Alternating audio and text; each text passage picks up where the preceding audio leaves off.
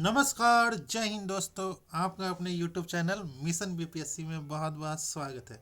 दोस्तों, जैसा कि पता होगा आप लोगों को, बीपीएससी एईडीओ की न्यू वैकेंसी आई है, जिसमें टोटल नंबर ऑफ पोस्ट जो है वो 935 है। इसी के तहत एडुटेरिया के द्वारा जो फुल लेंथ टेस्ट नंबर लिया जा रहा है एईडीओ का, उसी का आज के सेशन में टेस्ट नंबर 6 का डिस्कशन करने वाले हैं। इससे पहले 6 टेस्ट का डिस्कशन हो चुका है, साथ ही साथ उसका पीडीएफ भी प्रोवाइड करवा दिया गया है। अगर आपको उसका पीडीएफ चाहिए तो आप हमारे टेलीग्राम लिंक से जुड़ सकते हैं। टेलीग्राम का लिंक जो है वो इस वीडियो के डिस्क्रिप्शन में है, वहाँ से जाके आप टेलीग्राम ज्वाइन कर ले, आपको पीडीएफ प्रोवाइड करवा दिया जाएगा। तो चलिए दोस्तों, आज का सेशन स्टार्ट करते हैं, जिसमें बीपीएससी के द्वारा एईडीओ का जो टेस्ट लिया, एडुटेरिया के द्वारा जो बीपीएससी एईडीओ का टेस्ट लिया जा रहा है, उसी का टेस्ट नंबर 6 का डिस्कशन करने वाले हैं। ये जो है वो फुल लेंथ टेस्ट है, जिसमें आज जो है वो जनरल स्टडीज़ का क्वेश्चन है। जैसा कि आप लोगों को पता होगा, बीपीएससी एईडीओ का सिलेबस जो है वो 3 सेक्शन में डिवाइड है। पहला पेपर जो है वो लैंग्वेज पेपर होता है, जिसमें हिंदी और इंग्लिश रहते हैं। दूसरा पेपर जो होता है वो जनरल स्टडीज़ का होता है, और तीसरा जो होगा वो जनरल एप्टीट्यूड का होगा। तो चलिए आज का सेशन स्टार्ट करते हैं। एडुटेरिया के द्वारा BPSC AEDO full length test number 6। आते हैं क्वेश्चन नंबर 1 पे। निम्नलिखित में से कौन सा कारक महासागरीय तल के तापमान के वितरण को प्रभावित करता है? पहला, महासागरीय धाराएं, देशांतर, सनातन पवने, या स्थल एवं जल का असमान वितरण। तो इसका राइट आंसर है ऑप्शन नंबर सी, जो है वो पहला, तीसरा और चौथा। महासागरीय महासागरीय तल के तापमान के वितरण को कारक, कौन से कारक जो है वो प्रवाहित करते हैं?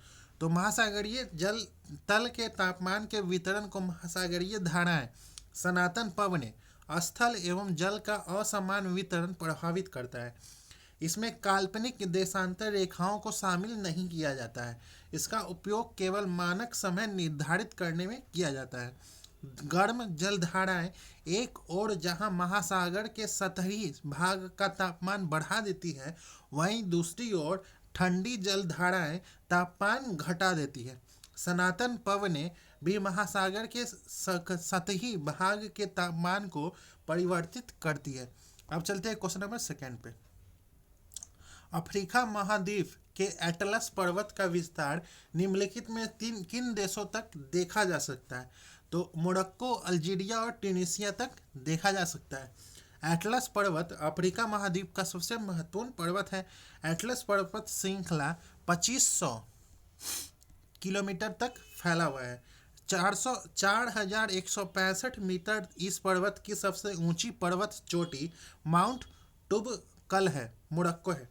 अफ्रीका महाद्वीप के 3 देश मोरक्को, अल्जीरिया और ट्यूनीशिया में एटलस पर्वत का विस्तार है।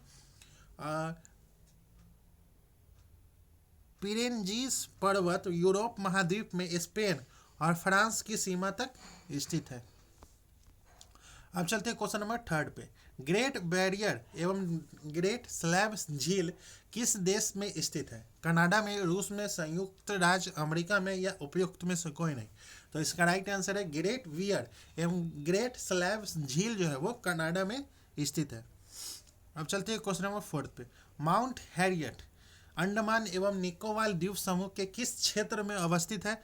तो दक्षिणी अंडमान में अवस्थित है। ऑप्शन नंबर सी जो है इसका राइट आंसर है। अब चलते हैं क्वेश्चन नंबर 5। कालेश्वरम लिफ्ट सिंचाई परियोजना किस नदी पर स्थित है? कौन से नदी पे स्थित है? तो इसका राइट आंसर होगा ऑप्शन नंबर सी, जो है वो गोदावरी नदी पे स्थित है। अब चलते हैं क्वेश्चन नंबर 6 पे। निम्नलिखित नदियों पर विचार करना है। पहला जो है वो बराक, लोहित और सुबनसिरी।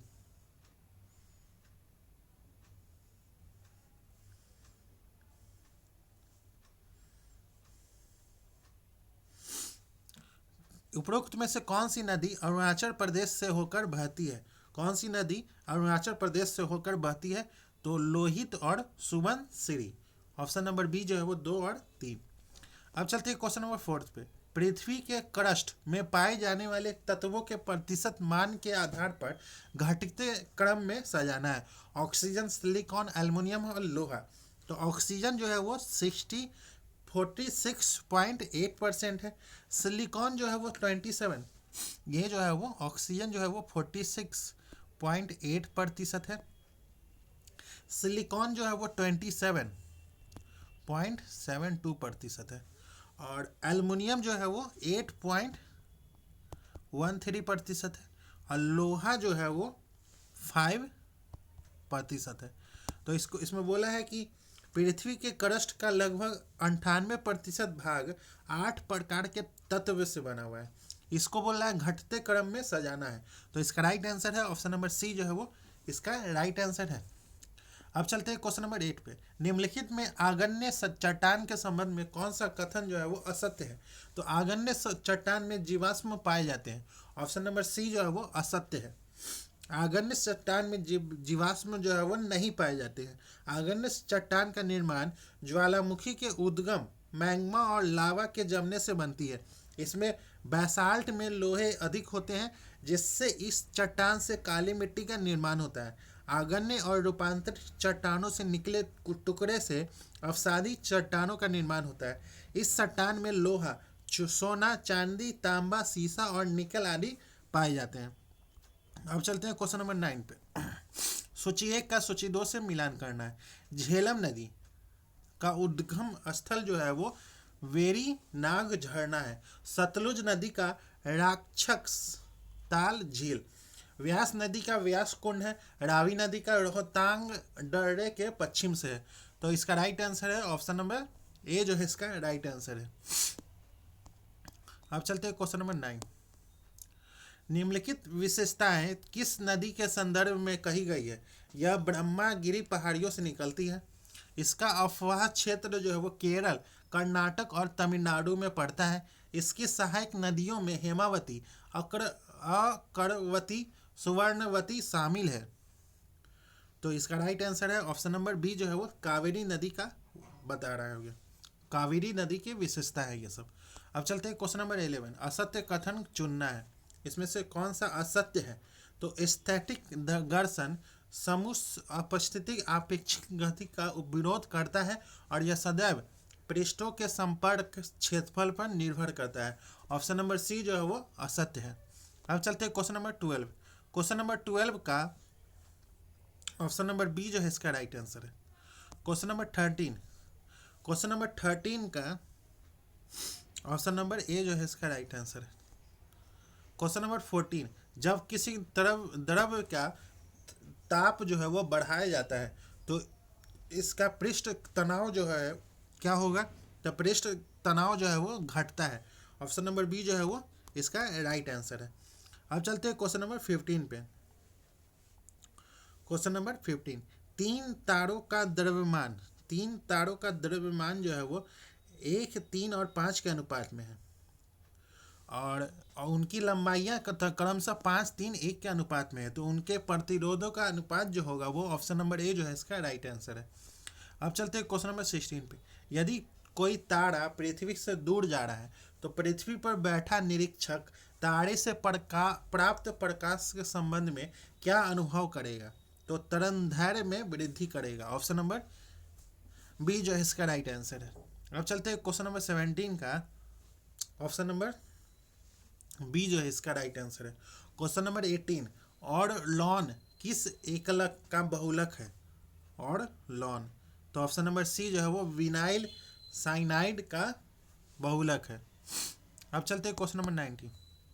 रासायनिक समीकरण को संतुलित करने की सबसे आम विधि को क्या कहते हैं? सबसे आम विधि को हीट एंड ट्रायल विधि कहते हैं। ऑप्शन नंबर सी जो है इसका राइट आंसर है।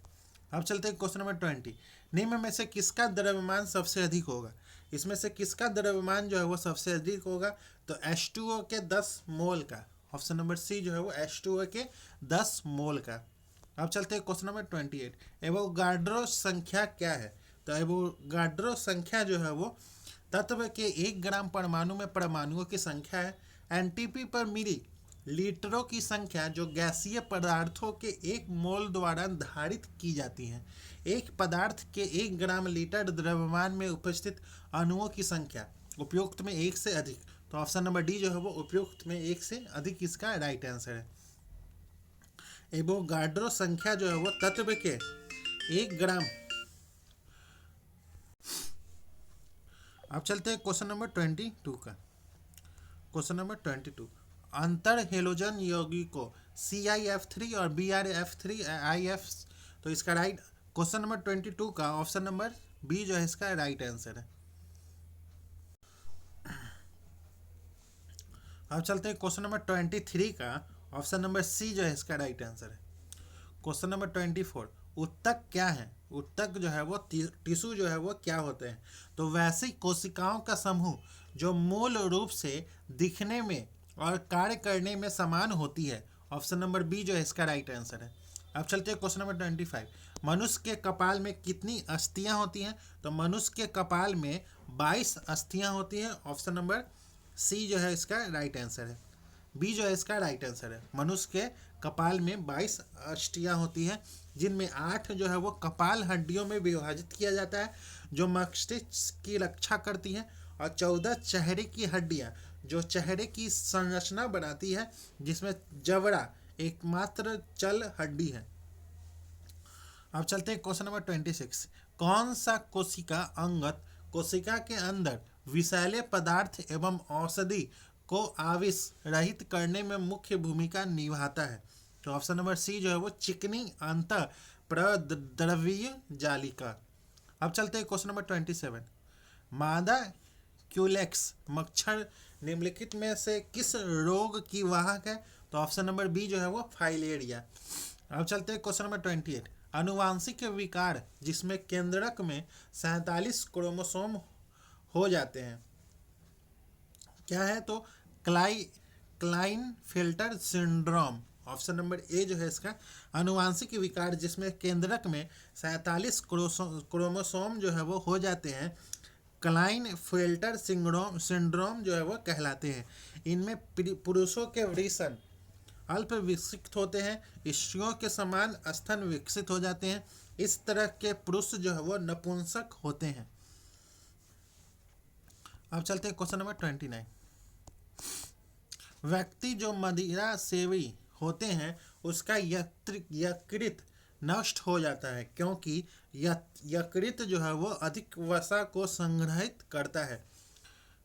ऑप्शन नंबर बी जो है इसका राइट आंसर है। व्यक्ति जो मदिरा सेवन होते हैं उसका यकृत जो है वो नष्ट हो जाता है क्योंकि यकृत जो है वो अधिक वसा को संचित करता है।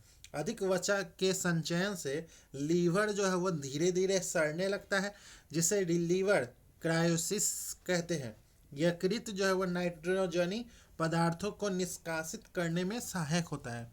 अब चलते हैं क्वेश्चन नंबर 30, निम्न में से कौन कीटभक्षी पौधा है? कौन कीटभक्षी पौधा है? ड्रोसेरा नेफेथिस। तो ऑप्शन नंबर सी जो है वो ए और बी दोनों। अब चलते हैं क्वेश्चन नंबर 31, सिकंदर लोधी द्वारा 1495 से 96 में दरिया खान नुहानी को बिहार का गवर्नर नियुक्त किया जाने का उल्लेख किस स्थान से प्राप्त अभिलेख में मिलता है? तो बिहार शरीफ अभिलेख में मिलता है।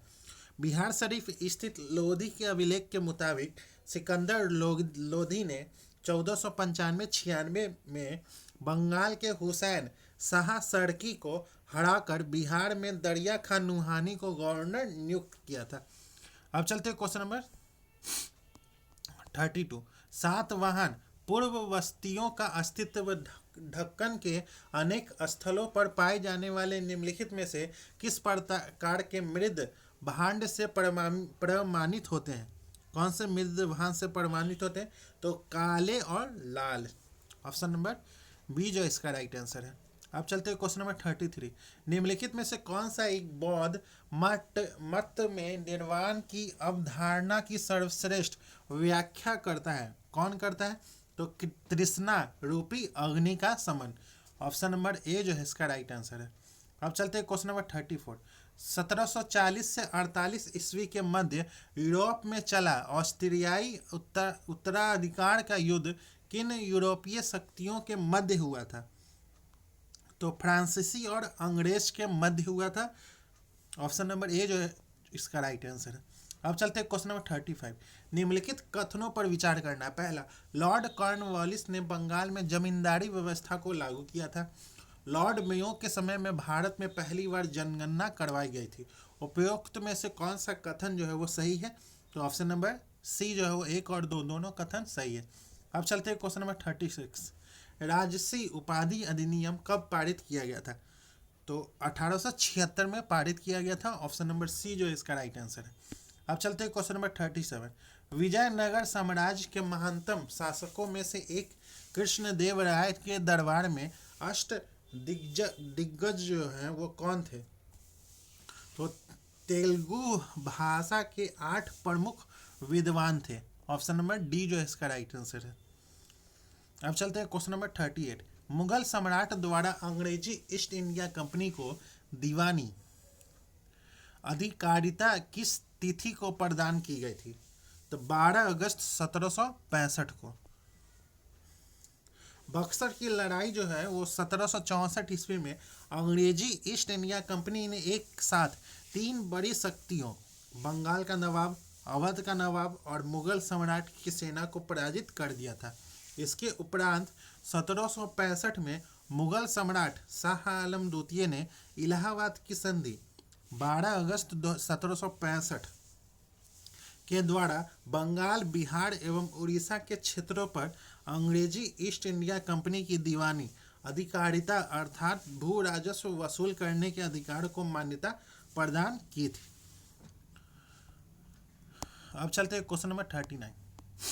निम्नलिखित घटनाओं को कालानुक्रम अनुसार सही रूप में व्यवस्थित करना है। पहला जो है वो वास्को डिगामा की दूसरी भारत यात्रा जो हुई थी वो 1502 में हुई थी। अंग्रेजी व्यापारी मिल्डन हॉल की भारत यात्रा जो हुई थी वो 1599 में। और अंग्रेजी ईस्ट इंडिया कंपनी की स्थापना जो है वो 1600 में। फ्रांसीसी ईस्ट इंडिया कंपनी की स्थापना जो हुई थी वो 1664 में। और डेनिश ईस्ट इंडिया कंपनी की स्थापना जो है वो 1616 में। तो इसका राइट आंसर है ऑप्शन नंबर सी जो है इसका राइट आंसर है। अब चलते हैं क्वेश्चन नंबर 40। निम्नलिखित में से कौन सी रचना मध्यकालीन संत तुलसीदास द्वारा नहीं लिखी गई है? कौन सी रचना नहीं लिखी गई है? तो साहित्य रत्न। ऑप्शन नंबर बी जो है इसका राइट आंसर है। अब चलते हैं क्वेश्चन नंबर 41। सूची 1 का सूची 2 से मिलान करना है। प्राचीन भारतीय राजवंश का उसकी राजधानी से मिलान करना है। सातवाहन वंश की राजधानी जो थी वो कौन सी थी? तो पैठन। और कदम्ब की राजधानी बनवासी। चंदेल की राजधानी जो थी महोबा। सुंग की राजधानी जो थी वो पाटलिपुत्र थी। तो ऑप्शन नंबर बी जो है इसका राइट आंसर है। अब चलते हैं क्वेश्चन नंबर 42। शारदा अधिनियम के अंतर्गत लड़कियों एवं लड़कों के विवाह की न्यूनतम आयु क्रमशः कितनी निर्धारित की गई है? तो 14 और 18 वर्ष। ऑप्शन नंबर सी जो है इसका राइट आंसर है। अब चलते हैं question number 43। Asiatic Society of Bengal के संबंध में निम्नलिखित में से कौन सा कथन जो है वो सही है? 1784 में सर विलियम जोन्स द्वारा स्थापित इस संस्था का मुख्य लक्ष्य जो था वो भारतीय इतिहास, साहित्य और विज्ञान से संबंधित प्राच्य ज्ञान को प्रोत्साहित करना था। वारेन हेस्टिंग ने इसके बनने के प्रस्ताव को अस्वीकार कर दिया था।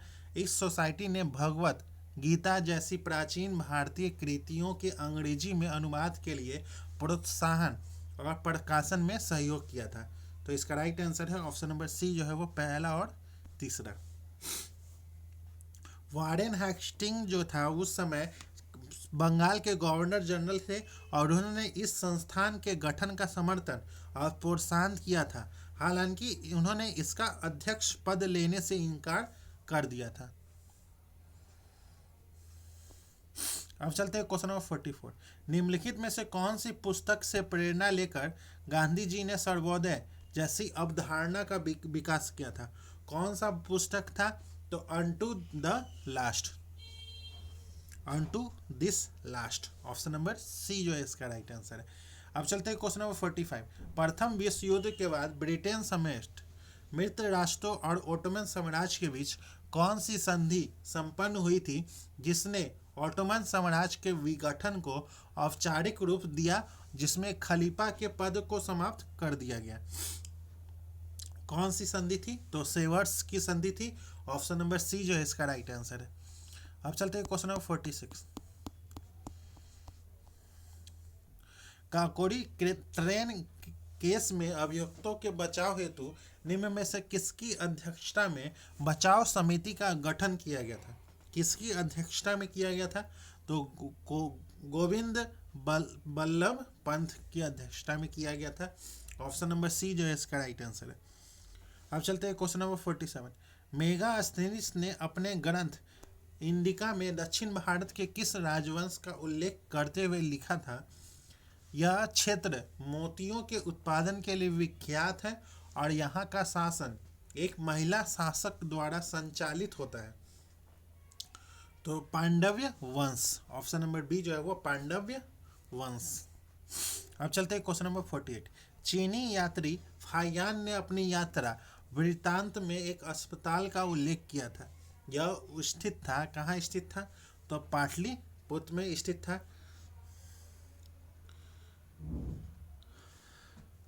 अब चलते हैं क्वेश्चन नंबर 49। सूची 1 का सूची 2 से मिलान करना है। ऐतिहासिक स्थल है और उसका राज्य है। भीमबेटका मध्य प्रदेश में है। सोर टेम्पल तमिलनाडु में है। हम्पी जो है वो कर्नाटक में है। मानस जो है वो असम में है। तो इसका राइट आंसर है ऑप्शन नंबर बी जो है इसका राइट आंसर है। अब चलते हैं क्वेश्चन नंबर 40। सूची 1 का सूची 2 से मिलान करना है। लैंड होल्डर्स सोसाइटी जो है वो Dwarkanath Tagore. British India society जो है वो विलियम एडम्स। इंडियन सोसाइटी जो है वो आनंद मोहन बोस। और इंडियन एसोसिएशन जो है वो SN बनर्जी। तो इसका राइट आंसर है ऑप्शन नंबर ए जो है इसका राइट आंसर है। अब चलते हैं क्वेश्चन नंबर 51। निम्नलिखित में से कौन से भारतीय संविधान की मूल संरचना के भाग है? कौन से हैं? संसदीय प्रणाली, कल्याणकारी राज्य, न्याय तक प्रभावी पहुंच, संविधान का धर्म निरपेक्ष चरित्र। नीचे दिए गए कूट का उपयोग करके सही उत्तर का चयन करना है। तो इसका राइट आंसर है ऑप्शन नंबर डी जो है इसका राइट आंसर है। अब चलते हैं क्वेश्चन नंबर 52। भारत के प्रधानमंत्री के संदर्भ में निम्नलिखित कथनों पर विचार करना। पहला, किसी विधेयक के अधिनियम बनने से पहले प्रधानमंत्री को उस पर हस्ताक्षर करना होते हैं। प्रधानमंत्री अपने मंत्रियों का चयन केवल संसद के किसी सदन से ही कर सकते हैं। उपयुक्त में से कौन सा कथन जो है वो सही है? तो ऑप्शन नंबर सी जो है वो पहला और दूसरा दोनों कथन सही है। अब चलते हैं क्वेश्चन नंबर 53। यदि किसी राज्य विधानसभा के निर्वाचन में विजयी घोषित होने वाले प्रत्याशी अपनी जमानत राशि को खो देता है तो इसका अर्थ यह है कि निर्वाचन लड़ने वाले प्रत्याशियों की संख्या जो है वो बहुत अधिक थी। ऑप्शन नंबर सी जो है इसका राइट आंसर है। अब चलते हैं क्वेश्चन नंबर 54। लोकसभा में लेखा अनुदान सरकार द्वारा किस उद्देश्य से प्रस्तुत किया जाता है? तो निश्चित अवधि के लिए संचित निधि से धन निकालने के लिए। ऑप्शन नंबर डी जो है इसका राइट आंसर है। अब चलते हैं क्वेश्चन नंबर 55। पंचायत अनुसूचित क्षेत्रों का विस्तार अधिनियम 1996 के तहत ग्राम सभाओं को निम्नलिखित में से कौन सी शक्तियां और कार्य जो है वो प्रदान किए गए थे? पहला, ग्रामीण बाजारों का प्रबंधन, शराब के उत्पादन, आसवन और निषेध को नियंत्रित करने का अधिकार, स्थानीय विवादों का समाधान करने का अधिकार। तो इसका राइट आंसर है ऑप्शन नंबर बी जो है वो 1, 2 और 3। अब चलते हैं क्वेश्चन नंबर 56। निम्नलिखित में सर्वोच्च न्यायालय के परामर्शदात्री क्षेत्राधिकार के संदर्भ में एक कौन सा कथन जो है वो सही है? तो भारत का राष्ट्रपति लोकहित और संविधान की व्याख्या से संबंधित किसी विषय को सर्वोच्च न्यायालय के पास परामर्श के लिए भेज सकता है। ऑप्शन नंबर ए जो है इसका राइट आंसर है। अब चलते हैं क्वेश्चन नंबर 57। निम्नलिखित में से कौन अंतरराज्यीय परिषद का अध्यक्ष कौन होता है? तो प्रधानमंत्री होता है। ऑप्शन नंबर डी जो है वो प्रधानमंत्री होता है। अनुच्छेद 263 में अंतर्राज्यीय परिषद की विवेचना किया गया है। अंतर्राज्यीय परिषद का अध्यक्ष जो है वो प्रधानमंत्री होता है। जनता दल सरकार ने 1990 में अंतर्राज्यीय परिषद का गठन किया था। इसका गठन जो है वो सरकारिया आयोग की सिफारिशों को मानते हुए बीपी सिंह के नेतृत्व में किया गया था।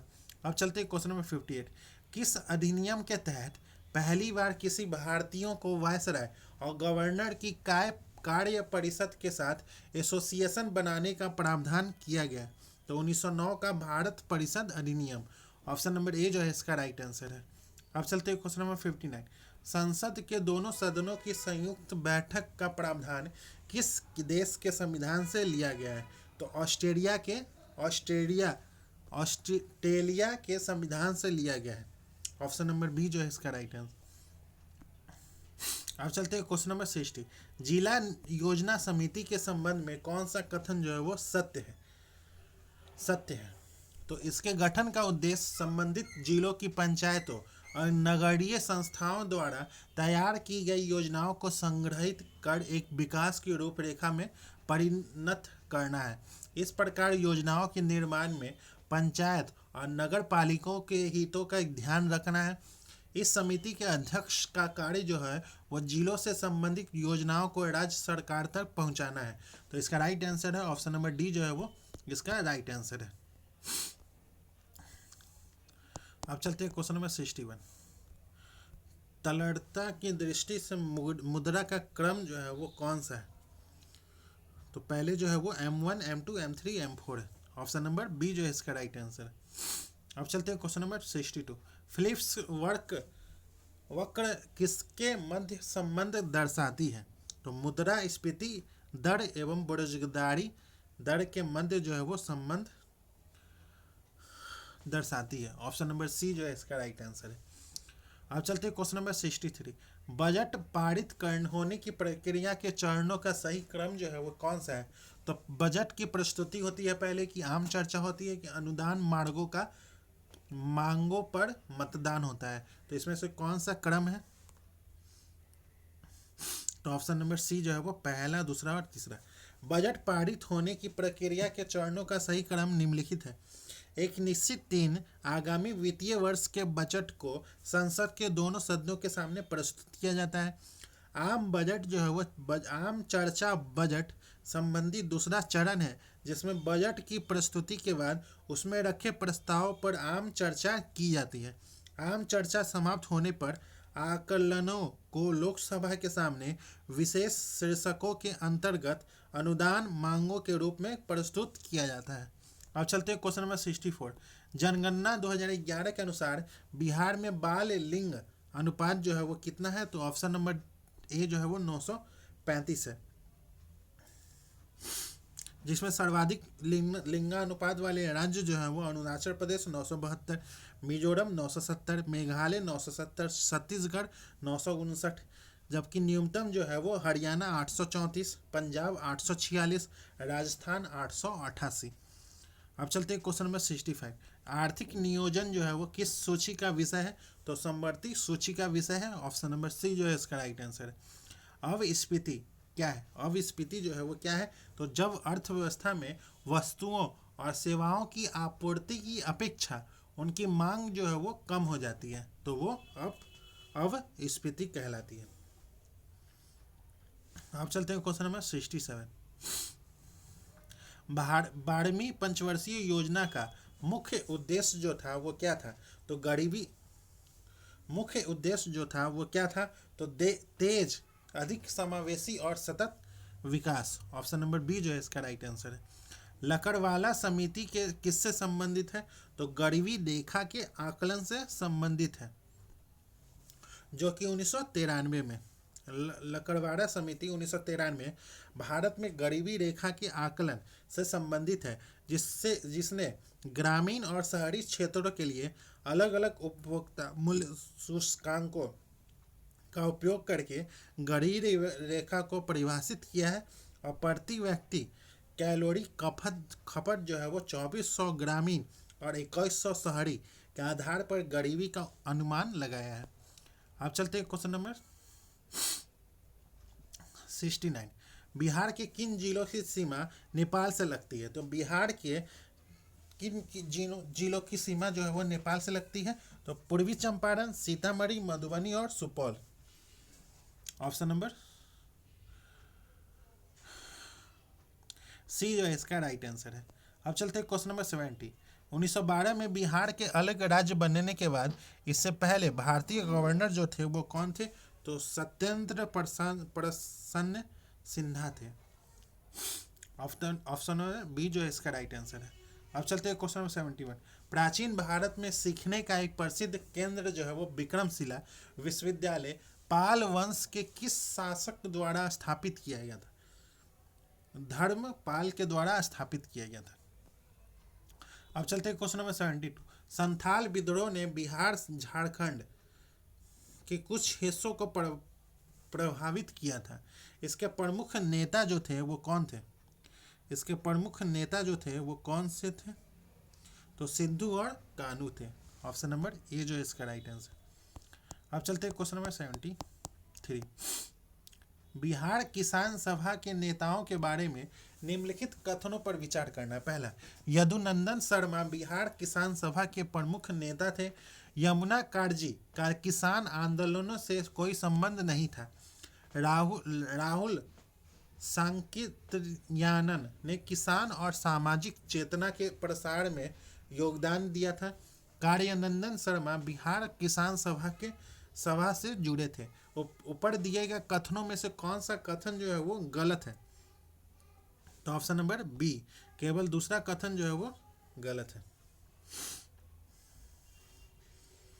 अब चलते हैं क्वेश्चन नंबर 74। निम्नलिखित में से किसने बिहार सोशलिस्ट पार्टी के सचिव के रूप में कार्य किया है? किसने किया है? तो जयप्रकाश नारायण ने। ऑप्शन नंबर सी जो इसका राइट आंसर है। अब चलते हैं क्वेश्चन नंबर 75। बिहार के दक्षिणी पठारी क्षेत्र में मुख्य रूप से किस प्रकार की मिट्टी पाई जाती है? तो लाल और पीली मिट्टी पाई जाती है। अब चलते हैं क्वेश्चन नंबर 76। अनुपम झील के बारे में निम्नलिखित कथनों पर विचार करना। पहला, यह बिहार के कैमूर पठार क्षेत्र में स्थित है। यह सोन नदी के बाढ़ के मैदान से जुड़ी है। यह एक महत्वपूर्ण इको टूरिज्म स्थल है। ऊपर दिए कथनों में कौन सा कथन जो है वो सही है? तो ऑप्शन नंबर ए जो है वो केवल पहला और तीसरा कथन जो है वो सही है। अब चलते हैं क्वेश्चन नंबर 77। बिहार में अवरक के बारे में निम्नलिखित कथनों पर विचार करना है। पहला, अवरक के प्रमुख भंडार जो है वह नवादा जिलों में पाए जाते हैं। अवरक जो है वो मुख्य रूप से उत्तरी बिहार के मैदानों में पाया जाता है। बिहार की अवरक पेटी झारखंड तक फैली हुई है। ऊपर दिए गए कथनों में कौन सा कथन सही है? तो ऑप्शन नंबर ए जो है वो केवल पहला और तीसरा कथन जो है वो सही है। अब चलते हैं क्वेश्चन नंबर 78। बिहार में शुष्क पर्णपाती वनों के बारे में निम्नलिखित में से कौन सा कथन जो है वो सही नहीं है? तो वे मुख्य रूप से उत्तरी बिहार के बाढ़ के मैदानों में पाए जाते हैं। ऑप्शन नंबर बी जो है इसका राइट आंसर है। अब चलते हैं क्वेश्चन नंबर 79। निम्नलिखित घटनाओं को कालानुक्रमिक क्रम में व्यवस्थित करना है। पहला, बिहार विधान परिषद की पहली बैठक, बंगाल से बिहार का अलग होना, भारत सरकार अधिनियम 1919। सही क्रम जो है वो कौन सा है? तो 2, 1, 3। ऑप्शन नंबर ए जो इसका राइट आंसर है। बिहार विधानसभा की पहली बैठक जो हुई थी वो 20 जनवरी 1913 को हुई थी। अब बंगाल से बिहार जो अलग हुआ था, तो बंगाल से बिहार जो है वो 22 मार्च 1912 को 22 मार्च 1912 को अलग हुआ था। अब भारत सरकार अधिनियम 1919 जो है वो मॉन्टेग्यू चेम्सफोर्ड सुधार भारत में उत्तरदायी 1919। तो इसका राइट आंसर है ऑप्शन नंबर ए जो है इसका राइट आंसर है। अब चलते हैं क्वेश्चन नंबर 80। बिहार में किस जिले का जनसंख्या घनत्व जो है वो सबसे कम है?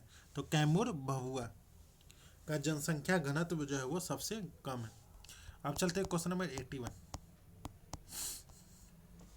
भारत में स्टार लिंक सेवा शुरू करने के लिए स्पेस एक्स ने निम्न में से किस भारतीय टेलीकॉम कंपनी के साथ मुख्य रूप से समझौता किया है? तो तो एयरटेल के साथ किया है। ऑप्शन नंबर ए जो है इसका, बी जो है इसका राइट आंसर है। अब चलते हैं क्वेश्चन नंबर 82। हाल ही में नामीबिया की पहली महिला राष्ट्रपति जो है वो कौन बनी है? तो ऑप्शन नंबर सी जो है वो ने टुम्बो नदी नैतेद वाह।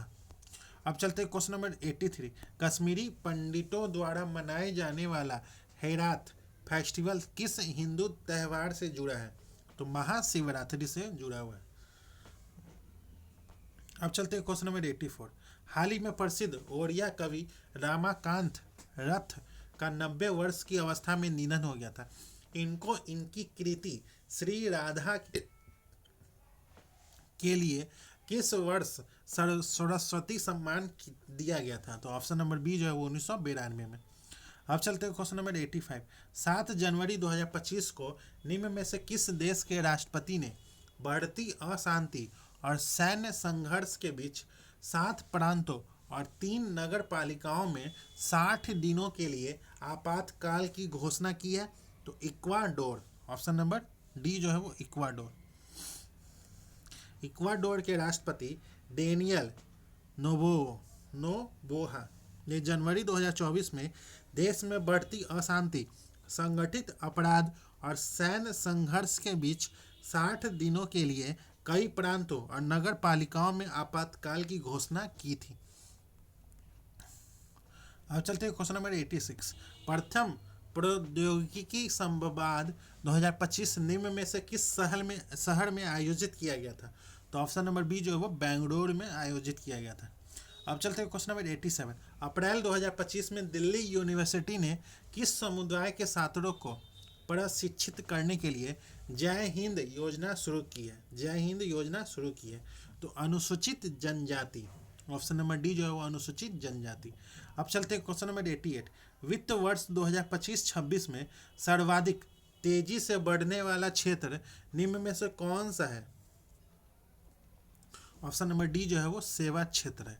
अब चलते हैं क्वेश्चन नंबर 89। बजट 2025-26 के अनुसार सरकार द्वारा निम्न में से किस मद में सबसे अधिक खर्च किया गया था? किस मद में? तो राज्यों के करों और शुल्कों में हिस्सा। ऑप्शन नंबर सी जो है इसका राइट आंसर है। अब चलते हैं क्वेश्चन नंबर 90। अंतर्राष्ट्रीय मुद्रा कोष IMF ने अभी नवीनतम आकलन में वैश्विक अर्थव्यवस्था के लिए वर्ष 2024-25 में क्रमशः कितनी आर्थिक वृद्धि दर का अनुमान लगाया है?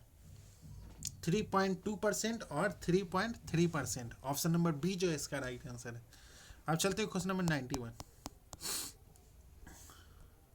निम्न में से किस लेखक ने अपनी सस्मरण पुस्तक Mother Mary comes to me का विमोचन सितंबर 2025 में किया है? किसने किया है? तो अरुंधति राय ने किया है। ऑप्शन नंबर बी जो इसका राइट आंसर है। अब चलते हैं क्वेश्चन नंबर 92। निम्न में से किस राज्य ने देश की पहली योग नीति की शुरुआत की है? किस देश ने किया है? तो ऑप्शन नंबर डी जो है वो उत्तराखंड ने किया है। अब चलते हैं क्वेश्चन नंबर 93। एक राज्य एक RRB नीति के तहत ग्रामीण बैंकों के विलय के बाद देश में कुल ग्रामीण बैंकों की संख्या 43 से घटकर कितनी हो गई है? 43 से घटकर 28 हो गई है। ऑप्शन नंबर ए जो है वो 28 हो गई है। अब चलते हैं क्वेश्चन नंबर 94।